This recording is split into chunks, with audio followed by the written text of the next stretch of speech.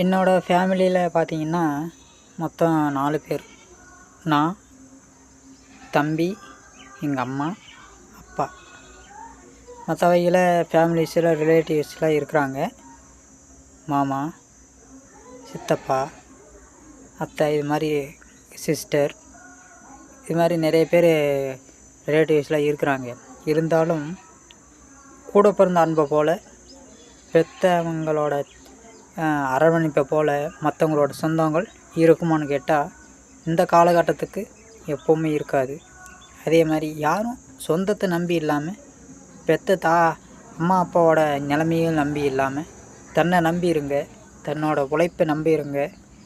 எதுலேயுமே கை குடிக்கக்கூடியது நம்மளோட தன்னம்பிக்கை மட்டும்தான். ஃபேமிலி இருக்குது, கொஞ்சம் வசதியான ஃபேமிலி, ரிச்சான ஃபேமிலி அப்படி இருந்தபோது ஏதோ ஒரு தொழில் அமைச்சுக்கிட்டால் தான் அடுத்த கட்ட நிலைமைக்கு நம்மளால் உத்வேகமாக சரியாக செல்ல முடியுமே தவிர, ரிலேட்டிவ்ஸ் இருக்கிறாங்க, அம்மா அப்பா இருக்கிறாங்களா, அம்மா அப்பா குறிப்பிட்ட வயசு வரைக்கும் இருப்பாங்க, அதுக்கு மேலே வயசாயிரும்.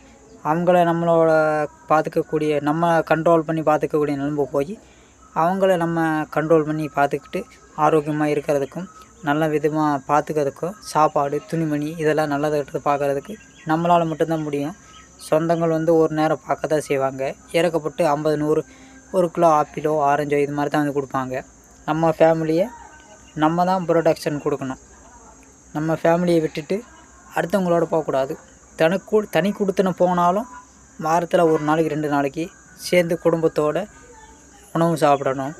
எங்கிட்டாவது வெக்கேஷன் போகணும், இல்லைன்னா கோயில் குளத்துக்கு போகணும். இது மாதிரி ஃபேமிலி க்ரஷோடு இருக்கிறதுல நானும் பெருமையாக நினைக்கிறேன். எத்தனை பேர் நீங்கள் ஃபேமிலியோடு இருக்கிறத ரொம்ப க்ரஷாக நினைக்கிறீங்க?